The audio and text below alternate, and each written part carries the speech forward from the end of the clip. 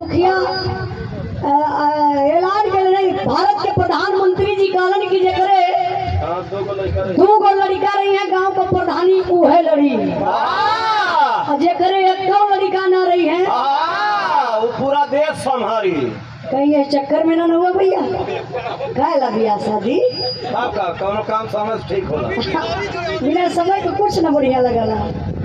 आई master साहब तनी हमारे और देखा तनी बढ़िया गीत मालिक तनी बजा के आवा तो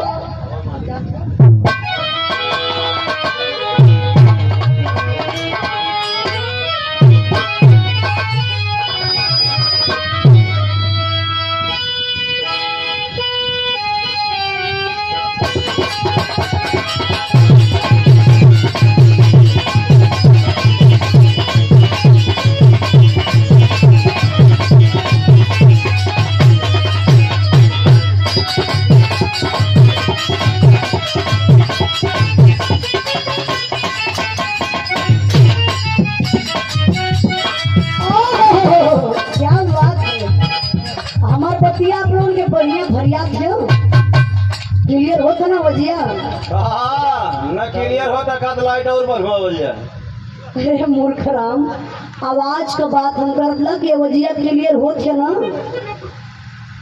मास्टर साहब बड़ा बढ़िया गीत बजौलन कोनो दुल्हन के दुल्हा बड़ा पियकर रहल शराबी रहल लेकिन दोनों पियत रहा दोनों का होला। अरे सब बुझत हो आप लोग बुझा तो उनका बतिया का नहीं केहू न अगर इनका बात लोग समझत हो तो हाथ उठा दा 1 2 3 4 जन बाकी तो ना लोग समझत हो तो बतावे के जरूर पड़ी काऊ दोनों पियत रहल। अरे दारू और गांजा तू का समझत रहलो। देखा भैया संभाल लिया हवा ऐसा चलत है कि लगत कमाने उठा के फेंक दे। दिन में हमारा प्रोग्राम रहा अयोध्या रामाशीष भैया के एकदम फोने पे फोन जाता कि उजाला 6 बजे ले आ जाबू कि ना। हम गली भैया आज जब बहुत अच्छे टाइम से अयोध्या से जब हमान पकड़ ली पूर्वांचल एक्सप्रेस और बहुत जल्दी पहुंचा दस बढ़िया बार अखिलेश भैया जब हम अली है तो हमके बड़ा खुशी मिलल है कि रोड हो तो ऐसा नेता हो तो ऐसा जे हर दिल के पुकार के सुने। तो देखी दिन में तो रहा है अमान के कार्यक्रम धूप मुआवला से तरी पारी हवा मुआवत बा। मास्टर साहब बड़ा बढ़िया गीत बजौलन हम बताई रामाशीष भैया 100% में 90% मर्द दारू पिए लगल और 75% में हरवा शुरू कर रहे। देखो देखो सच्ची बात कड़वी लगे हम सही बतावत हई जौने मेहरारू को मर्द दारू पियल मेहरारू बेचारी बड़ी परेशान रहे। इतना डिहकाली के मनाए दिए इतना ओझैती सोखैती करा दिली कि थक जाली फिर भी मर्द पिए दारू छोड़ेला ना। कोनो मर्द दारू पी के आयल ढमिलात के घरे मेहरुआ कलश कहो अब वही नम तो के रतिया बनने समझौली तो तू कहला हम दारू छुअब ना दारू देखब ना दारू पियब ना। तू बड़ा रतिया कसम खैला तबले फिर पी के आ गईला कहला सिमना मानी ना ना अब देसी जुगाड़ खोजलस मेहरारू गई घर में से बड़का झाड़ू लेके आई जब दुआरी पर झाड़ू देखलस मर्द पियले बा कहला साथ तो खतरा बा खतरा से बाकी जाए ना पाई। अब मर्द बेचारा वही दुआरे खड़ा बा मेहरारू लेके झाड़ू भैया भैया भैया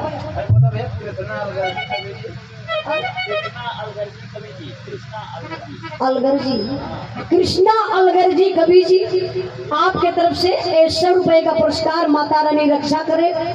रातों दिन गीत लिखत रहा हर गीत आपको हिट हो। देखिए रणजीत यादव उर्फ लाला जी मास्टर साहब मेहरारू झाड़ू उठा ललस झाड़ू देखता देसी जुगाड़ रामाशीष भैया मरद के जो नशा बा धीरे धीरे करंट नियर उतरे लगल ये पकड़ ललस अपन घेटी घेटिया पकड़ के लगल कसम खाए जानत हुआ कैसे कसम खाता ढंगिला तो शरीर एकदम मान में ना बा, अक्सर पिए वाले ऐसे करलन। मैं पीता नहीं हूँ, वाह मुझे जबरी पिलाया जाता है। कौन पिलाता है रे? वो पंकज किधर गए? पंकज जो गाते हैं बिरहा, उनको जरा बुलाइए तो। मैं तो ज्यादा अगर रोड पकड़ के उधर उजाला यादव राम आशीष का बिरहा था। जब मैं उनके हॉस्पिटल पे गया, शुभम हॉस्पिटल चला शराबी कुछ भी बोल सकीला। मैं उनके हॉस्पिटल पे गया, मुझे जबरदस्ती प्यार में पिला दिए, और जब मैं जानू पी लिया तो मुझे तब होश आया कि मैं 2 महीना के लिए कसम खाया सर। मैं हरारू का सुना ममहू जो तू पी के नाटक लगौले हुआ न, कल से चलत ही ना। वही पंकज गवैया के यहाँ सुतता। तू कहे पंकज गवैया के यहाँ सुती? देखी ना कब तू है पियावे में। अब भैया पंकजो भैया का चुरकी खड़ी। ये कुल हॉस्पिटल में मस्त करे हैं। दादा भैया दादा, अब मैं हरारू का सुना, तबले मरद का सुनो सुनो सुनो मेरा जान, तुम टेंशन मत लो, कल चलो हम घोसी में तुमको मार्केट करवा देते हैं। जो लेना वो सब लेना, तुम्हारे लिए सब छूट है। जब मरद ही कहले कि तुम्हारे लिए सब छूट है, जो मर्जी तो ले लेना, मेहरारू एकदम बिना तेल का पकौड़ी। समझ गए कि सोनुआ का पापा बहने हमके मार्केट करे है जरूर। कहले ये बौरहा पिए के पिया, तनी थोड़े पियल करा, जिए बदे पिया, ना कि मुँह बदे पिया। देखा मेहरारू आ गई लालच में, अब समझावत अपने मर्दे के कैसे। एक मिनट पियले में मेहरारू समझावत का कहत हो।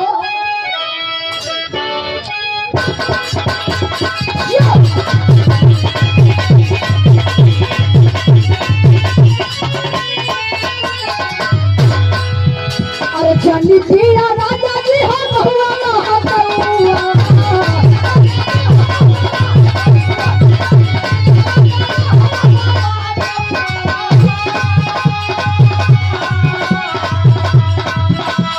जानी पिया राजा जी हो बहुआ ना बहुआ, कहत मन दियो तो हमारे बहुआ,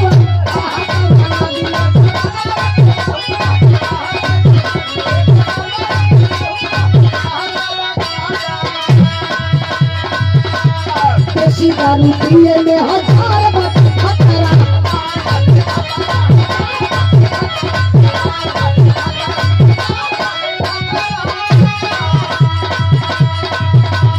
बेटा ना का बेटा मरले, बेटा ना का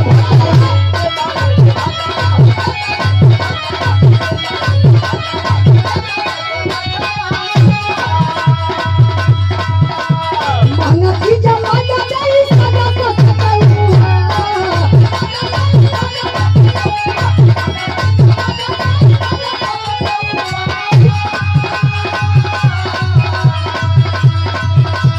महंगा की जमाना नहीं सदा को सताऊंगा, कहा तो मंगा दिए तो हमारे सताऊंगा, कहा तो मंगा दिए तो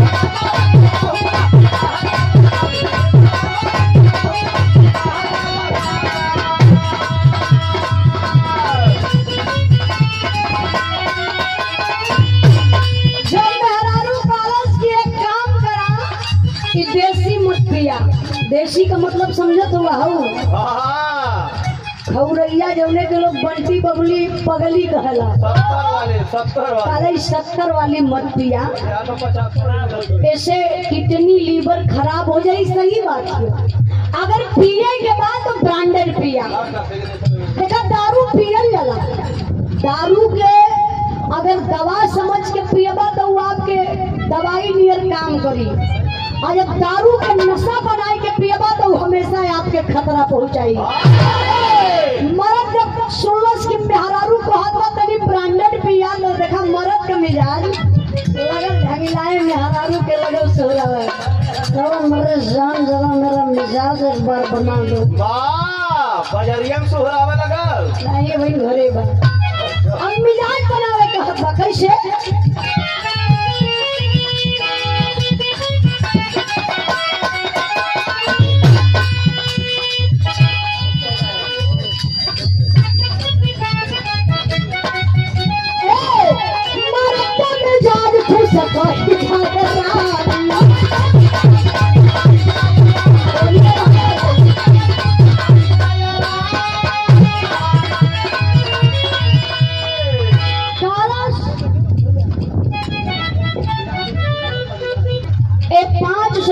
का पुरस्कार सुंदर पुष्पहार देकर के सम्मान किए। आप मिजाज खुश